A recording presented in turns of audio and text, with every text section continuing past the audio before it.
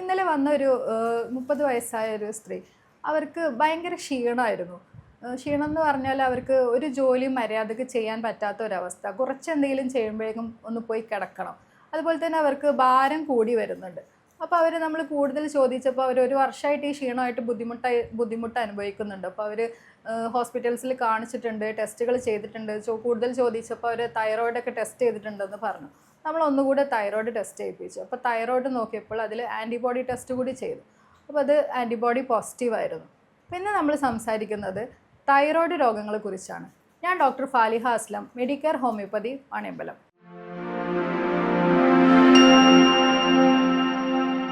അപ്പോൾ നമ്മൾ തൈറോയിഡ് രോഗങ്ങളെക്കുറിച്ച് പറയുകയാണെങ്കിൽ തൈറോയിഡ് ഗ്രന്ഥി എന്താണെന്ന് നമുക്ക് ആദ്യം മനസ്സിലാക്കാം. തൈറോയിഡ് ഗ്രന്ഥി നമ്മുടെ കഴുത്തിന് മുമ്പിലായിട്ടുള്ള ഒരു ചിത്രശലഭത്തിൻ്റെ ആകൃതിയിലുള്ള ഒരു ഗ്രന്ഥിയാണ്. ഇത് നമ്മുടെ ബോഡിയുടെ ഉപാപചയ മെറ്റബോളിസത്തിനെ മൊത്തത്തിൽ നിയന്ത്രിക്കുന്ന ഒരു ഗ്രന്ഥിയാണ്. ഇതിൽ നിന്നും പ്രധാനമായിട്ട് 2 ഹോർമോണുകളാണ് ഉൽപ്പാദിപ്പിക്കപ്പെടുന്നത്, T3, T4 എന്നീ ഹോർമോണുകൾ. ഇവയുടെ പ്രവർത്തനം മെയിനായിട്ട് നിയന്ത്രിക്കുന്നത് നമ്മുടെ തലച്ചോറിലുള്ള ഹൈപ്പോതലാമസ് എന്ന് പറയുന്ന ഒരു ഗ്രന്ഥിയിൽ നിന്ന് ഉൽപ്പാദിപ്പിക്കുന്ന TSH എന്ന ഹോർമോണാണ്. അപ്പോൾ ഈ 3 ഹോർമോണിൻ്റെയും ഒരു സന്തുലിതമായ ഒരു പ്രവർത്തനത്തിലൂടെയാണ് നമ്മുടെ തൈറോയിഡിൻ്റെ ശരിയായ പ്രവർത്തനം ബോഡിയിൽ നടക്കുന്നത്. അപ്പോൾ തൈറോയിഡ് ഗ്രന്ഥിയുടെ പ്രവർത്തനം ശരിയായ രീതിയിൽ നടന്നിട്ടില്ലെങ്കിൽ പല അസുഖങ്ങളും വരാം. അതെന്തൊക്കെയാണെന്ന് നമുക്ക് പ്രധാനമായും നോക്കുകയാണെങ്കിൽ 4 രീതിയിലുള്ള അസുഖങ്ങളാണ് ഏറ്റവും കോമൺ ആയിട്ട് കാണുന്നത്. അതിൽ ഒന്നാമതായിട്ട് തന്നെ തൈറോയിഡ് ഗ്രന്ഥിയുടെ പ്രവർത്തനം കുറഞ്ഞ അവസ്ഥ, അതാണ് ഹൈപ്പോ തൈറോയിഡിസം എന്ന് പറയുന്നത്. ഹൈപ്പോ തൈറോയിഡിസത്തിൽ ഇപ്പോൾ ഈ പറഞ്ഞ പോലെയുള്ള സിംറ്റംസ് ആണ് കൂടുതലായിട്ടും കാണിക്കുക. അമിതമായ ക്ഷീണം, ഇവർക്ക് വണ്ണം കൂടുതലായിരിക്കും. ഒരു പക്ഷേ ഈ വണ്ണം കൂടുതലായിരിക്കാം അവരെ ഇതിലേക്ക് നയിച്ചത്. അതുപോലെ തന്നെ ഇവർക്ക് ഉണ്ടാകുന്നതാണ് സ്കിന്നിൽ നോക്കുകയാണെങ്കിൽ ഭയങ്കര ഡ്രൈനെസ്, വരൾച്ചയായിരിക്കും സ്കിന്നൊക്കെ. അതുപോലെ തന്നെ മുടി പൊട്ടി പോകുന്ന അവസ്ഥ, മുടി കൊഴിച്ചിൽ, മുടിയൊക്കെ വരണ്ടിരിക്കുന്ന അവസ്ഥ. അതുപോലെ തന്നെ ഇവർക്ക് മലബന്ധം കൂടുതലായിട്ട് കാണാറുണ്ട്.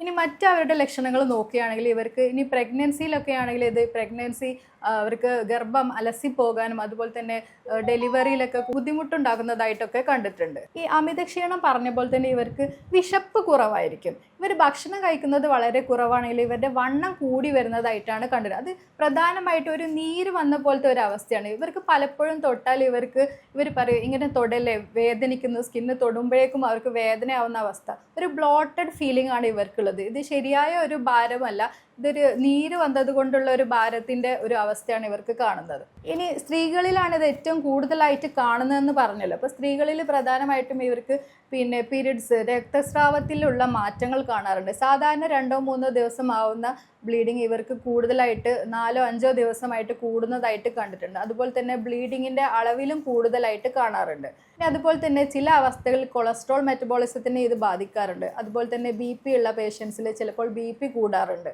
ഇനി ഇത് കൂടുതലാവുന്ന അവസ്ഥയിലാണ് ഇത് ഒരു പക്ഷേ ഒരു കാർഡിയാക് ഫെയിലിയർ, ഒരു ഹൃദയ സംബന്ധമായ ഒരു ഫെയിലിയറിലേക്ക് വരെ ഇത് നയിക്കാറുണ്ട്.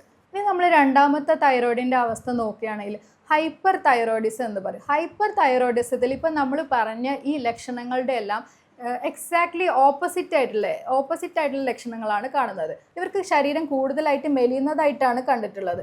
അതുപോലെ തന്നെ ഇവർക്ക് ചൂട് താങ്ങാൻ പറ്റാത്ത അവസ്ഥയായിരിക്കും കൂടുതലായിട്ട് ഉണ്ടാവുക. ഹൈപ്പോ തൈറോയിഡിസത്തിലാണെങ്കിൽ എപ്പോഴും തണുപ്പ് ഫീലിംഗ് ആണെങ്കിൽ തൈറോയിഡിൻ്റെ ഗ്രന്ഥിയുടെ പ്രവർത്തനം കൂടിയ അവസ്ഥയിൽ ശരീരം എപ്പോഴും കുടുകൂടെ വിയർക്കുന്ന ഒരു അവസ്ഥയായിരിക്കും ഉണ്ടാവുക. പിന്നെ ഇവർക്ക് കാണുന്നതാണ് കുറച്ച് നടന്നാൽ തന്നെ നെഞ്ചിടിപ്പായിട്ട് ഒരു പാൽപിറ്റേഷൻ പോലെ, കിതക്കുന്ന പോലെയുള്ള അവസ്ഥ. ഹാർട്ട് റേറ്റ് കൂടുതലായിട്ട് കാണാറുണ്ട് ഇവർക്ക്. ഈ ഒരു ഹൈപ്പോ തൈറോയിഡിസം പേഷ്യൻ്റ് എപ്പോഴും തടിച്ചിരിക്കുകയാണെങ്കിൽ ഹൈപ്പർ തൈറോയിഡിസം പേഷ്യൻ്റ് എപ്പോഴും മെലിഞ്ഞായിട്ടായിരിക്കും ഇരിക്കുക.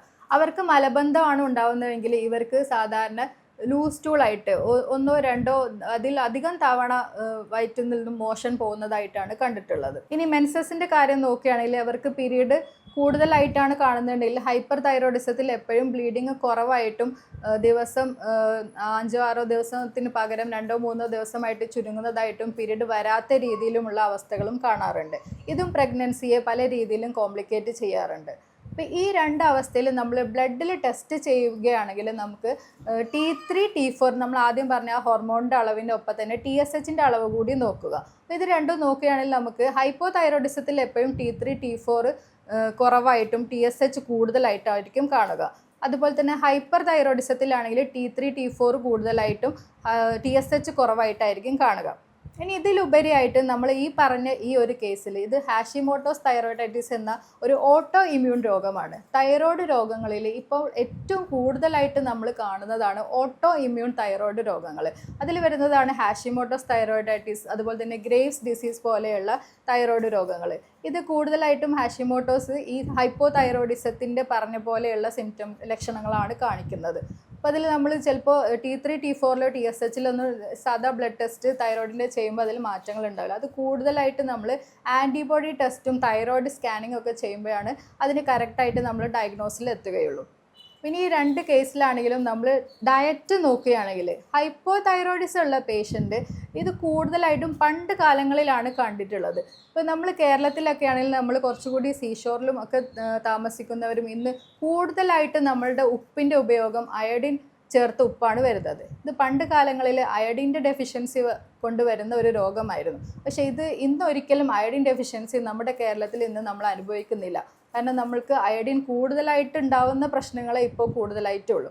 ഇപ്പോൾ പ്രധാനമായിട്ടും നമ്മൾ നോക്കുകയാണെങ്കിൽ ഈ ഹൈപ്പോ തൈറോയിഡിസത്തിൽ അയഡിനുള്ള ഭക്ഷണങ്ങളാണ് നമ്മൾ ഇവർക്ക് കൊടുക്കേണ്ടത്. അപ്പോൾ അതിൽ പ്രധാനമായിട്ടും കടൽ മത്സ്യങ്ങളാണ് ഏറ്റവും കൂടുതൽ അയഡിൻ കണ്ടന്റ് ഉള്ളത്. അതുപോലെ തന്നെ ഇവർക്ക് സെലീനിയം, സിങ്ക് മുതലായ മിനറൽസ് ഒക്കെയുള്ള ഭക്ഷണം ഇവർക്ക് കൂടുതലായിട്ട് കൊടുക്കണം. അതിൽ സെലീനിയം ഉള്ളത് നമുക്ക് ഏറ്റവും കൂടുതലായിട്ട് നട്ട്സുകളിലും സീഡ്സുകളിലുമൊക്കെയാണ് സെലീനിയം ഉള്ളത്. അതിൽ തന്നെ ഏറ്റവും കൂടുതലായിട്ട് സെലീനിയം കണ്ടുവരുന്നതാണ് ബ്രസീൽ നട്ട്. അപ്പോൾ ബ്രസീൽ നട്ട് നമുക്ക് വാങ്ങിച്ച് കഴിക്കാൻ പറ്റുകയാണെങ്കിൽ അത് ഡെയിലി ഒരു നട്ട് വെച്ച് കഴിക്കുന്നത് ഈ ഹൈപ്പോ തൈറോയിഡിസം ഉള്ള പേഷ്യൻസിന് ഇത് വളരെയധികം ഉപകാരപ്രദമാവും. ഇനി നമ്മൾ പറയാറുണ്ട് ഇവർക്ക് ഹൈപ്പോ തൈറോയിഡിസം ഉള്ള പേഷ്യൻസ് ഒഴിവാക്കേണ്ട ഭക്ഷണങ്ങൾ നോക്കുകയാണെങ്കിൽ ഇവർ ക്രൂസിഫറസ്, അതായത് ക്യാബേജ്, കോളിഫ്ലവർ പോലെയുള്ള ഭക്ഷണങ്ങൾ ഒട്ടും കഴിക്കരുത് എന്ന് പറയാറുണ്ട്. അപ്പോൾ ഇത് ശരിയായൊരു രീതിയാണോ എന്ന് ചോദിച്ചാൽ ഇത് നമ്മൾ കേരളത്തിൽ കൂടുതലായിട്ടും കോളിഫ്ലവറും ക്യാബേജൊക്കെ വേവിച്ചിട്ടാണ് കഴിക്കുന്നത്. നമ്മളൊരിക്കലും അത് പച്ചയിൽ കഴിക്കുന്നില്ല. അപ്പോൾ പച്ചയിൽ കഴിക്കുമ്പോഴാണ് അതിലുള്ള ഐസോതയോസൈനേറ്റ് എന്ന കണ്ടൻറ്റ് നമ്മൾ തൈറോയിഡിനെ അത് ദോഷകരമായിട്ട് ബാധിക്കുന്നത്. അപ്പോൾ അത് കുറഞ്ഞ രീതിയിൽ കഴിക്കുന്നതുകൊണ്ട് കുഴപ്പമില്ല. നമ്മളത് കൂടുതലായിട്ട് ഒരു 2-3 കിലോ ഒക്കെ ഒരുമിച്ച് കഴിക്കുമ്പോഴേ അതിൻ്റെ ആ ഒരു എഫക്റ്റ് നമ്മൾ തൈറോയിഡിനെതിരായിട്ട് ഉണ്ടാവുകയുള്ളൂ. അപ്പോൾ അത് നമ്മൾ കുറച്ചൊരു ലിമിറ്റഡ് ആയിട്ട് കഴിക്കുന്നതുകൊണ്ട് കുഴപ്പമില്ല. ഇനി ഇവരിത് എന്തായാലും കുറയ്ക്കുന്നത് തന്നെയാണ്, ഡെയിലി കഴിക്കാതിരിക്കുന്നത് തന്നെയാണ് നല്ലത്. അതുപോലെ തന്നെ ഇവർ ഒഴിവാക്കേണ്ടതാണ് കപ്പ, കോളിഫ്ലവർ, ക്യാബേജ് നമ്മൾ പറഞ്ഞു, പിന്നെ റാഡിഷ് പോലെയുള്ള മണ്ണിനടിയിൽ നിന്നുള്ള മധുരക്കിഴങ്ങ്, ഇതൊക്കെ ഇവർ ഒഴിവാക്കുന്നതാണ് നല്ലത്. ഇത് ആഴ്ചയിൽ ഒരു ദിവസമോ അല്ലെങ്കിൽ മാസത്തിലൊരിക്കലോ കഴിച്ചാലൊന്നും കുഴപ്പമില്ല. ഇത് കൂടുതൽ അളവിൽ കഴിക്കുന്നതാണ് ദോഷകരമായി ബാധിക്കുന്നത്. ഇനി ഇവർ ഒഴിവാക്കേണ്ട മറ്റൊരു ഭക്ഷണമാണ് നമ്മുടെ സോയ അടങ്ങിയിട്ടുള്ള ഭക്ഷണങ്ങൾ.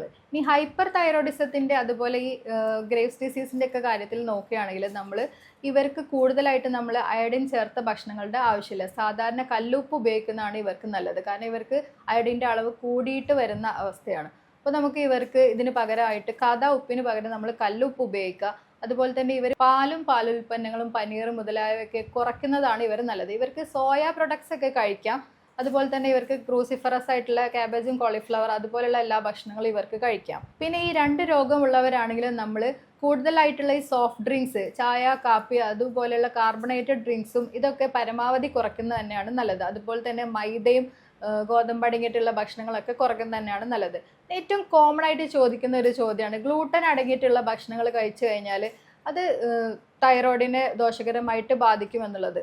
ഈ ഗ്ലൂട്ടൻ കൂടുതലായിട്ട് സീലിയാക് ഡിസീസ് ഉള്ളവർക്കാണ്, ഗ്ലൂട്ടൻ അലർജി ഉള്ളവർക്ക് മാത്രമേ ഗ്ലൂട്ടൻ റെസ്ട്രിക്റ്റ് ചെയ്യേണ്ടതായിട്ടുള്ളൂ എന്നാണ് ഇതുവരെയുള്ള പഠനങ്ങൾ കാണിക്കുന്നത്. ഇനി ഗ്ലൂട്ടൻ കഴിക്കുന്നത് കൊണ്ട് തൈറോയ്ഡ് ഹോർമോൺസിൽ മാറ്റം വരുന്നുണ്ടെങ്കിൽ നിങ്ങൾ തീർച്ചയായിട്ടും ഗ്ലൂട്ടൻ അടങ്ങിയ ഭക്ഷണങ്ങൾ നിയന്ത്രിക്കുക. ഇനി മൂന്നാമതായിട്ട് തൈറോയിഡിൽ വരുന്ന മറ്റൊരു അസുഖമാണ് തൈറോയ്ഡ് ഗ്രന്ഥിയിലുള്ള വീക്കം, തൈറോയ്ഡ് സ്വെല്ലിംഗ് എന്ന് പറയുന്ന അവസ്ഥ. ഇത് വളരെ കോമൺ ആയിട്ട് കാണുന്ന ഒരു അവസ്ഥയാണ്. ഇത് പലപ്പോഴും നമ്മളത് ഒരു സാധാ ഒരു തടിപ്പ് പോലെ നമ്മൾ നെഗ്ലക്റ്റ് ചെയ്ത് വിടാറാണ് പതിവ്. അപ്പോൾ ഇത് നമ്മൾ കൂടുതലായിട്ട് ചിലപ്പോൾ ലക്ഷണങ്ങളൊന്നും കാണിക്കണമെന്ന് നിർബന്ധമില്ല. പലപ്പോഴും ലക്ഷണങ്ങളോട് കൂടിയും വരാം.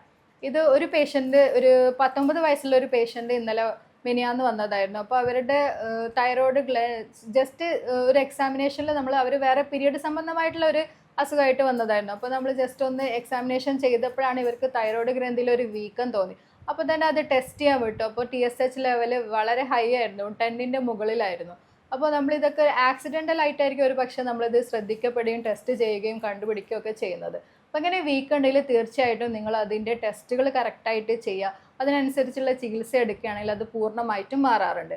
ഇനി തൈറോയ്ഡ് ഗ്രന്ഥിയിൽ ഉണ്ടാകുന്നതാണ് ഈ സ്വെല്ലിങ്ങിൽ തന്നെ പല രീതിയിലുള്ള തടിപ്പുകൾ ഉണ്ടാവുക. ഇത് കുറച്ചുകൂടെ ഹാർഡായിട്ടുള്ള തടിപ്പും മറ്റുമൊക്കെയാണ്. അതിനോടൊപ്പം കയലവീക്കം, അതിന് കഴുത്തിലും മറ്റുമായിട്ട് കയലകൾ ഉണ്ടെങ്കിൽ അത് തീർച്ചയായിട്ടും നമ്മൾ ശ്രദ്ധിക്കണം. അത് തൈറോയ്ഡ് ക്യാൻസർ വരെ ആവാം. നമ്മളത് കൂടുതൽ ഇൻവെസ്റ്റിഗേഷൻസ് ചെയ്ത് അതിനനുസരിച്ച് ചികിത്സ തേടേണ്ടതാണ്. ഇനി പലപ്പോഴും ആൾക്കാർ ചോദിക്കുന്ന ഒരു ചോദ്യമാണ്, തൈറോയിഡിന് നമ്മൾ കാലാകാലമായിട്ട് ലൈഫ് ലോങ് മെഡിസിൻ കഴിച്ചുകൊണ്ടിരിക്കുകയാണ്, അപ്പോൾ ഇതിന് നമുക്കൊരു മാറ്റം വരുത്താൻ പറ്റുമോ, ഇത് നമുക്ക് പൂർണ്ണമായിട്ട് തൈറോയിഡ് മാറ്റാൻ പറ്റുമോ എന്നുള്ളത്.